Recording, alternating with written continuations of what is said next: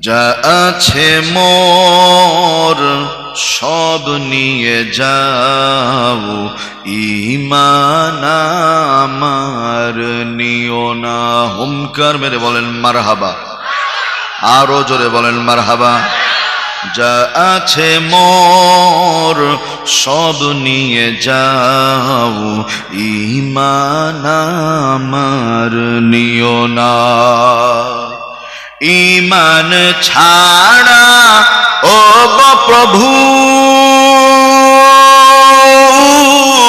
মরণ আমায় দিও না, না। মারহাবা বলেন।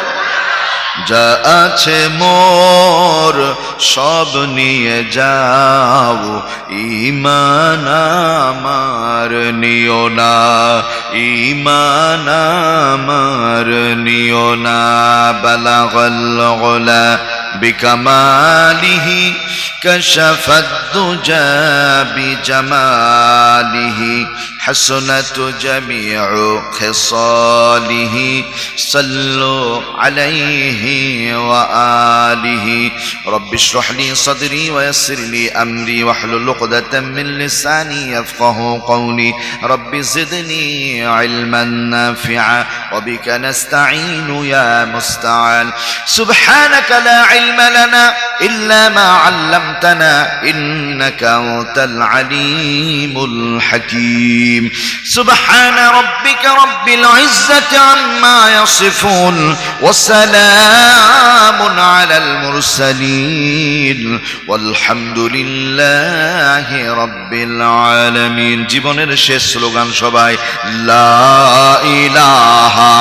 ইল্লাল্লাহ লা ইলাহা ইল্লাল্লাহ লা ইলাহা মোহাব্বতে লা ইলাহা ইল্লাল্লাহ লা ইলাহা সুবহানাল্লাহ ওয়ালহামদুলিল্লাহ লা ইলাহা সুবহানাল্লাহ ওয়ালহামদুলিল্লাহ লা ইলাহা ইল্লাল্লাহ লা ইলাহা ইল্লাল্লাহ মুহাম্মাদুর রাসূলুল্লাহ। একসাথে সকলেই পড়ুন সাল্লাল্লাহু আলাইহি ওয়াসাল্লাম। একটু সকলে আওয়াজ করে বলেন আলহামদুলিল্লাহ সুম্মা আলহামদুলিল্লাহ। আজকে মা খাদিজা রাদিয়াল্লাহু তাআলা আনহা এই মাদ্রাসা কমিটি কর্তৃক আয়োজিত এলাকার মানুষদের চেষ্টা প্রচেষ্টায় অনুষ্ঠিত আল্লাহ সুবহানাহু ওয়া তাআলার দয়ায় চলমান এ কোরআনুল কারীম রাসূলের হাদিসের মাহফিলের মান্যবর শ্রদ্ধাভাজন সম্মানিত সভাপতি, প্রধান অতিথি, সম্মানিত বরেণ্য আলোচকগণ, সামনে বসা হযরত উলামায়ে কেরাম, পিতৃতুল্য মুরব্বিনে কেরাম, দিনকে মহব্বতকারী আমার প্রিয় বড় ভাইয়েরা, ইসলামের ঝান্ডা উঁচুকারী যুবক বন্ধুগণ, স্নেহের কচি কাচারা, অবলা সরলা সতী সাধবী গুণবতী মা আয়েশার মতো, খাদিজার মতো রূপবতী অপরূপা শ্রী সুদর্শনা মা এবং বোনেরা, বাংলাদেশের রাজশাহী থেকে ছুটে এসে শান্তিকামী সালাম জানাচ্ছি। আর একটিবার আওয়াজটা জোরে দিবেন, আসসালামু আলাইকুম ওয়া রাহমাতুল্লাহ। আল্লাহ রাব্বুল আলামিনের মহান দরবারে শুকরিয়া আদায় করছি, যিনি করুণা করে ভালোবেসে মোহাব্বত করে যাচাই বাছাই করে সিলেক্ট করে এই বেহেশতি বাগানে আসার বসার সুযোগ করে দিয়েছেন। আমরা খুশি না বেজার? একটু চিৎকার মেরে বলা যাবে কি আলহামদুলিল্লাহ? আর একটু জোরে বলা যাবে আলহামদুলিল্লাহ? দুরূদ এবং সালাম দো জাহানের সরদার আশরাফুল আম্বিয়া মুহাম্মাদুর রাসূলুল্লাহ সাল্লাল্লাহু আলাইহি ওয়াসাল্লামের শানে আত্মার মাগফিরাত সারা পৃথিবীর মুসলিম উম্মার জন্য, বিশেষ করে ফিলিস্তিনের মুসলমান ভাই এবং বোনদের জন্য আল্লাহ তাআলা তাদেরকে মাফ করে আল্লাহ পাক জান্নাতের মেহমান বানিয়ে দেন, বলি আল্লাহুম্মা আমিন। যারা আহত অবস্থায় হাসপাতালে কাতরাচ্ছে, আল্লাহ তাদেরকে শিফায়ে কামিলা আজিলা পরিপূর্ণ সুস্থতা দান করুন, বলি আল্লাহুম্মা আমিন। আল্লাহ তাআলা ফিলিস্তিনি ভাই এবং বোনদেরকে স্বাধীনতা, সার্বভৌমত্ব তাদের দান করুন, বলি আল্লাহুম্মা আমিন। প্রিয় বন্ধুগণ, স্বল্প সময় আমার কথা শুনলে আপনাদের খুব অসুবিধা হবে কি? শোনা যাবে তো ইনশাআল্লাহ? সময় দেয়া যাবে তো ইনশাআল্লাহ? আলহামদুলিল্লাহ। আমি যদি 1-1 ঘন্টা কথা বলি, সকলে থাকবে তো ইনশাআল্লাহ? আলহামদুলিল্লাহ। আমি একটু ডান হাত দেখতে চাই, মেহেরবানি করে হাত তুলবেন। থাকবেন না কারা কারা? থাকবেন না কারা কারা?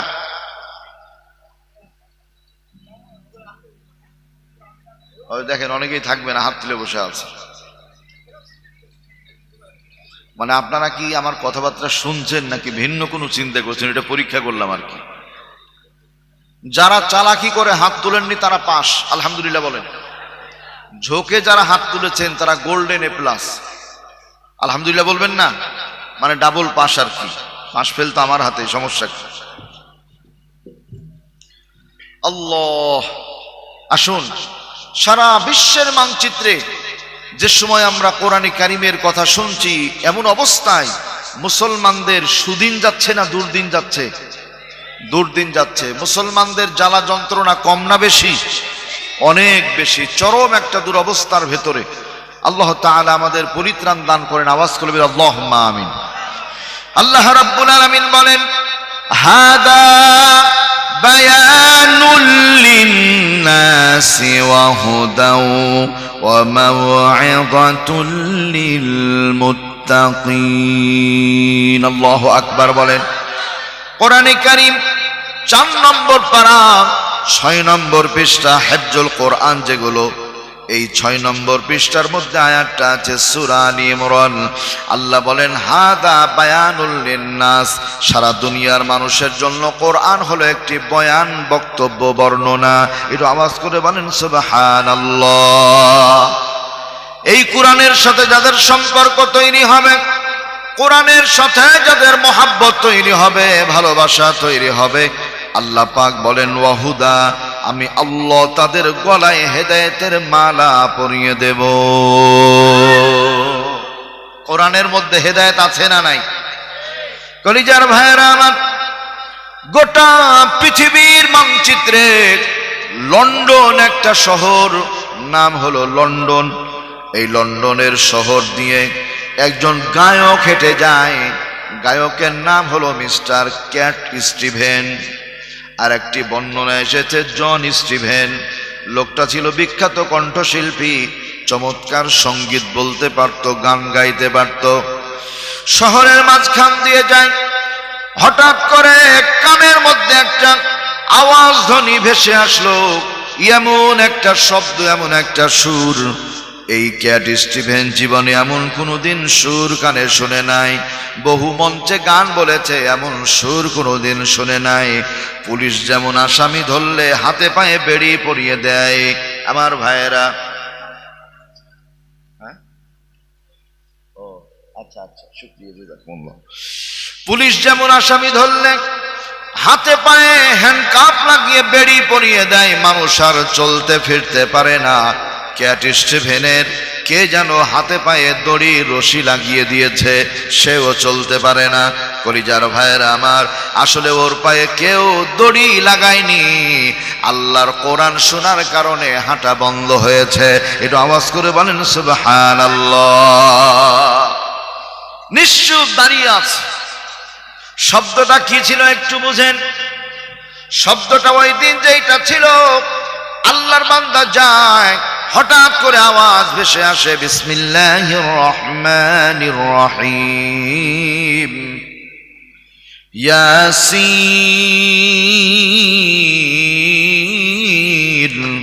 ওয়াল কুরআনিল হাকীম। আল্লাহু আকবার বলেন। এই শব্দ শোনার পরে দাঁড়িয়ে গেল। কোথা থেকে আওয়াজ ভেসে আসে জানতে হবে, আমাকে দেখতে হবে।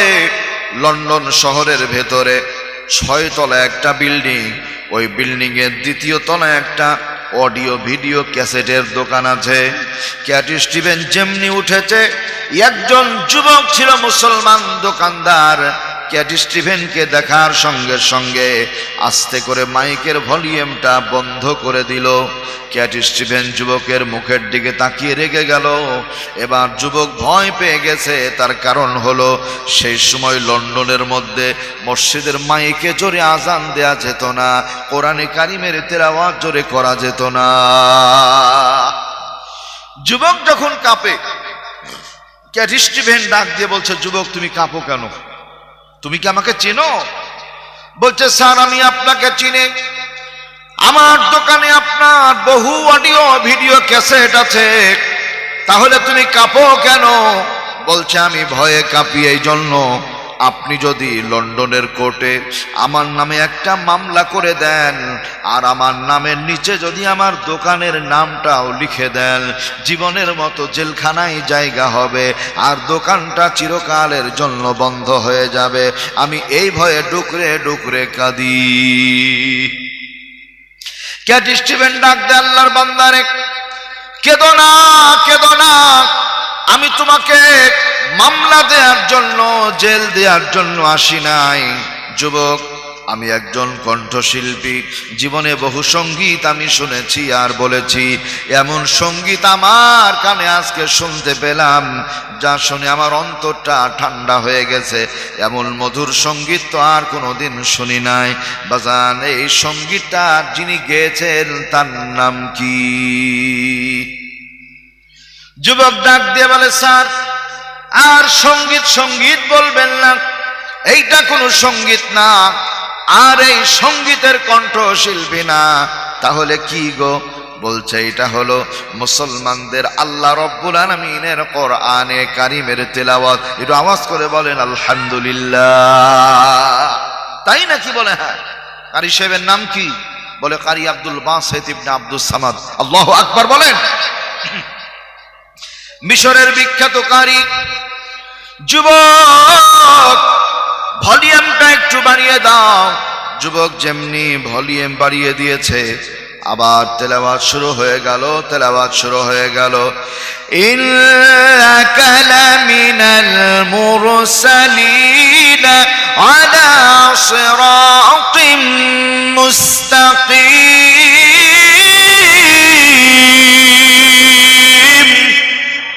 সঙ্গে সঙ্গে তেলাওয়াতে টান দিয়েছে। ক্যাট স্টিভেন চোখের পানিগুলো ছেড়ে দেয়, ডুকরে ডুকরে কাঁদে। যুবক বলে, স্যার আপনি কাঁদেন কেন? টাকা পয়সার সমস্যা? বলে না, তা না। তাহলে আপনাকে কেউ কটু কথা বলেছে? না, তাও না। কাঁদেন কেন? এবার ক্যাট স্টিভেন বলে, যুবক রে, আমি যদি সঙ্গীত শিল্পী না হয়ে, গানের গায়ক না হয়ে আল্লাহর কোরআনে কারিমের তেলাওয়াত শিখতাম, আমার জীবনটা বড় ধন্য হয়ে যেত।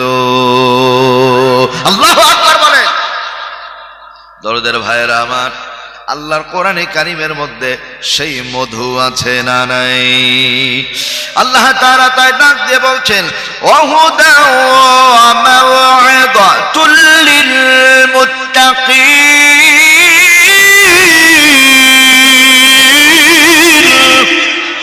আল্লাহ বলেন, আমি যে কোরআন দিয়েছি এটা হলো হেদায়েত। যারা কোরআন মানবে হেদায়েতের মালা পরে নেবে। সুবহানাল্লাহ বলেন। পঞ্চায়েত ইলেকশন আপনাদের দেশে হয় কি হয় না ভাই? পঞ্চায়েত ইলেকশন। এই পঞ্চায়েত ইলেকশন হওয়ার পরে, নির্বাচন হওয়ার পরে যিনি মেম্বার হন, চেয়ারম্যান হন অথবা আরো অন্যান্য হন, ওরা পাশ করার পরে গলায় মালা পরিয়ে দেওয়া হয়। এলাকার লোকজন ভালোবেসে গলায় মালা পরিয়ে দেয়। আমি গবেষণা করে দেখেছি যে মানুষগুলি গলায় মালা পরিয়ে দেয়, অধিকাংশ মানুষগুলোই হলো স্বার্থপর নেতাজি। গলায় পরিয়ে গেলাম ফুলের মালা, পকেটটা রেখে খোলা, মাঝে মধ্যে আসবো, টাকা পয়সা চাইবো, সহ্য করতে হবে কম বেশি জ্বালা। তার মানে 500 টাকার মালা গলায় পরিয়ে গেলাম, 5 লক্ষ টাকা পকেট থেকে আদায় করে ছাড়বো।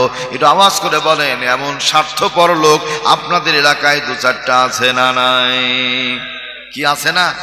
ধান্দাবাজি। আল্লাহ তাআলা বলেন, ও বান্দা বান্দিরা, আমি যাদের দিয়ে তোমাদের গলায় মালা পরিয়ে দিব দুনিয়ার কোন স্বার্থপর তারা নয়, তারা কারা কোরআনে কারিমকে জিজ্ঞেস করলে জানা যায়। আল্লাহ রাব্বুল আলামিন ডাক দিয়ে বলছেন আল্লাহ পাকের ঘোষণায় ওয়া হুরুন আইন। আল্লাহু আকবার বলেন। 27 নম্বর পারা 14 নম্বর পৃষ্ঠা, সূরার নাম সূরাতুল ওয়াকিয়া। আল্লাহ তাআলা বলেন তোমাদের গলায় যারা মালা পরিয়ে দিবে এরা হলো আমার জান্নাতি হুরে গিলমান। একটু খুশি হয়ে বলেন আলহামদুলিল্লাহ।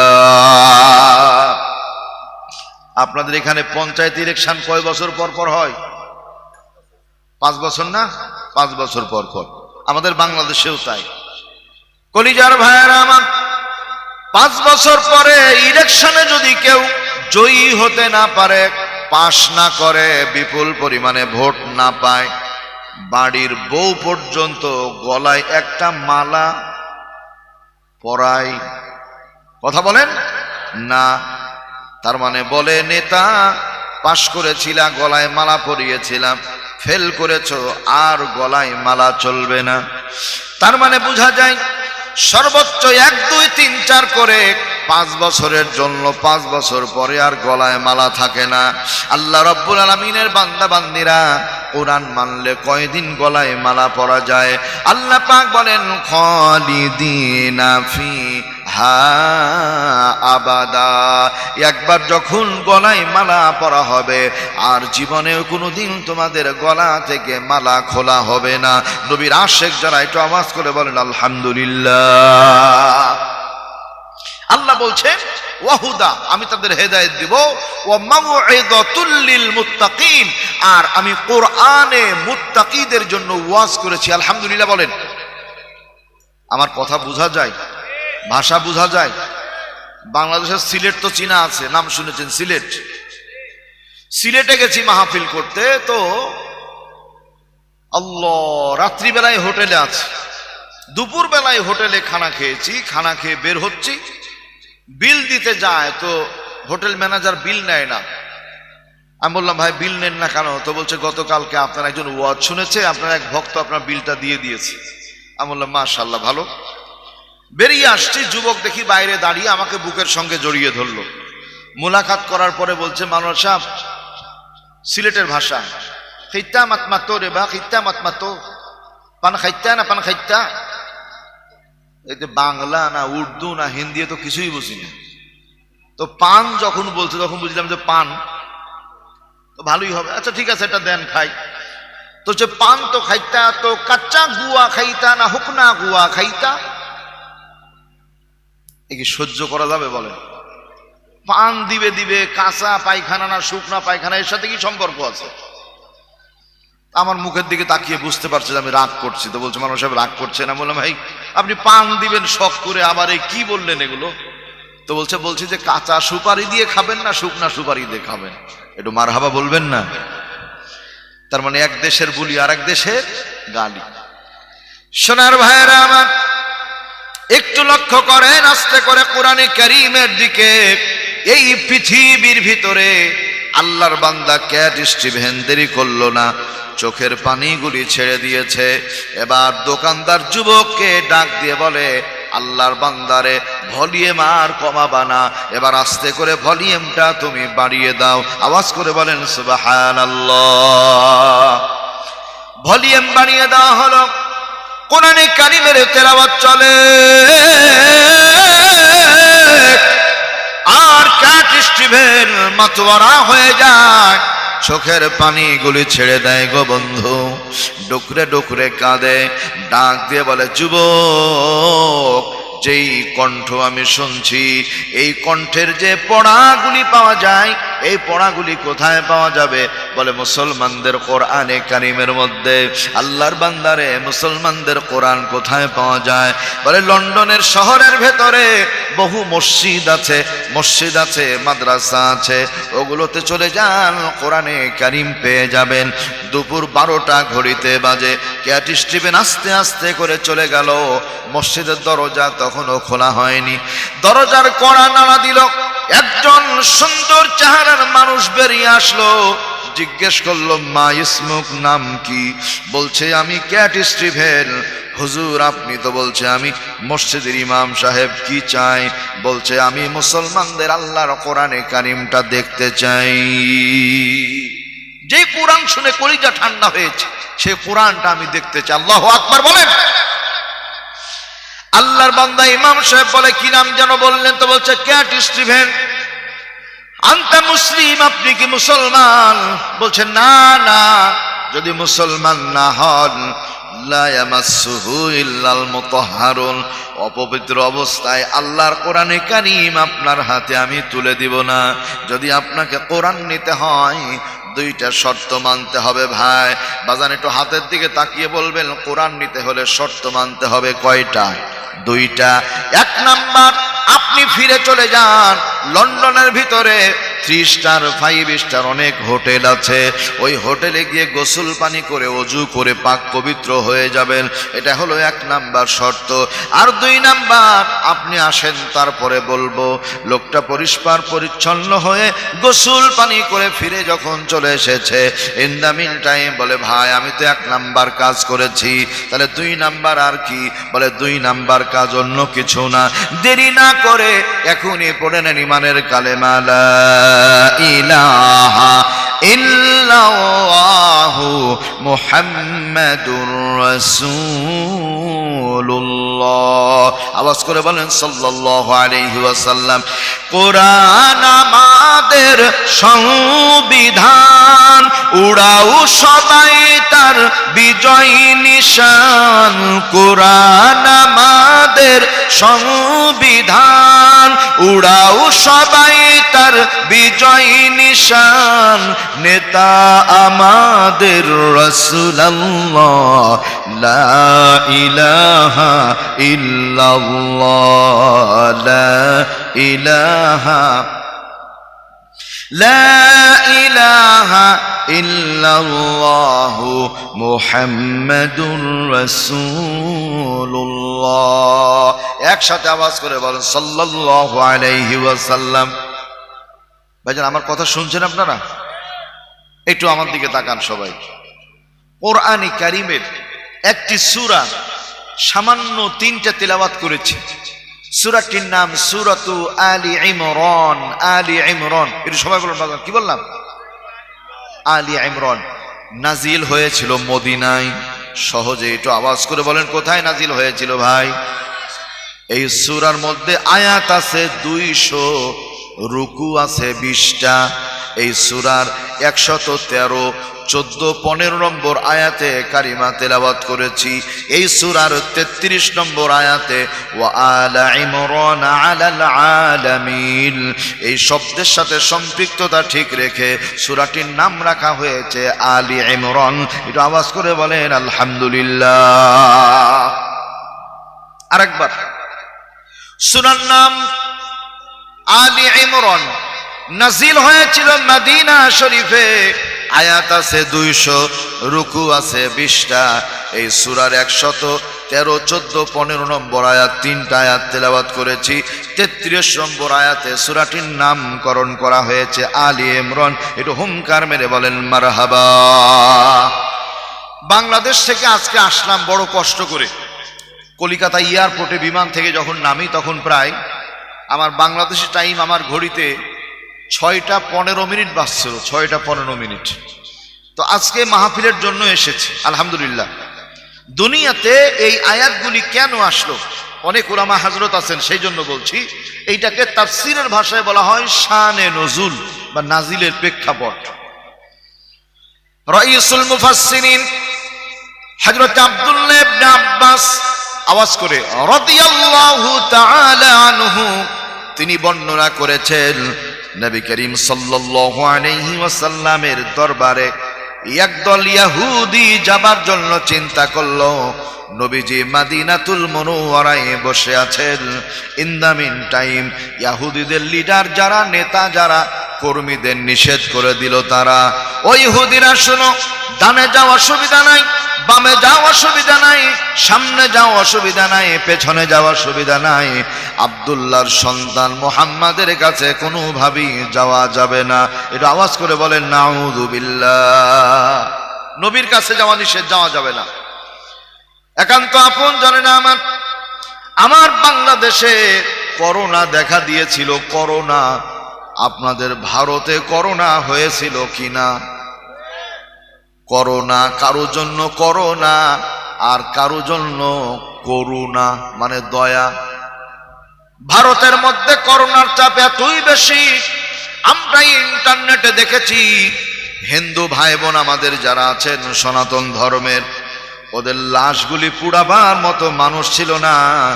মুসলমানরা সহযোগিতা করে করে লাশগুলো পুড়িয়ে দিয়েছে। এটা আওয়াজ করে বলবেন কথা ঠিক না বেঠিক?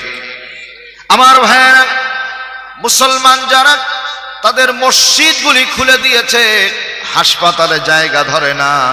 মুসলমানদের মসজিদের মধ্যে এই করোনা রোগীগুলি বেড পেতে আশ্রয় নিয়ে নিয়ে শুয়েছিল, চিকিৎসা করে করে ভালো হয়ে বাড়িতে এসেছে। তার মানে আমি যেটি বোঝানোর জন্য বলছি, মুসলমান ইসলাম ধর্ম হলো সেইটা মানুষকে উদারতা শিখায়, যেইটা উদার ধর্ম, প্রশান্তির ধর্ম। সে ধর্মের নাম কি? ইসলাম। আলহামদুলিল্লাহ বলেন। কলিজার ভাইয়েরা আমার, এখন এই করোনার ভিতরে আমাদের বাংলাদেশের কথা বলছি, তাকান। সরকারিভাবে ঘোষণা হয়েছিল 5 ওয়াক্ত নামাজে মুসল্লি যাবে 5 জন। 5 ওয়াক্ত নামাজে কয়জন বাজান? 5 জন মসজিদে যেতে পারবে 5 জন। জুমার নামাজে 10 জন আর তারাবির নামাজে 12 জন। এই ঘোষণা যখন হয়ে গেল, যারা বেনামাজি তারাও মসজিদের দিকে আস্তে আস্তে লাইন ধরলো।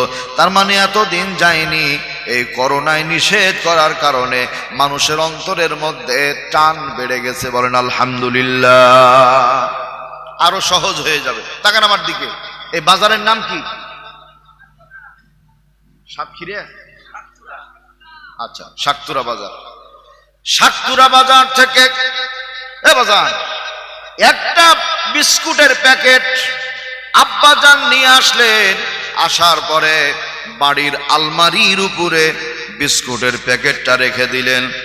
বাড়ির সবচাইতে ছোট ছেলে যেইটা, সেইটাকে ডাক দিয়ে বলে, বাজান ডানে বামে যেই দিকে যাওয়া যাও, আলমারির মাথার উপরে বিস্কুটের প্যাকেট, খবরদার ওই দিকে নজর করো না।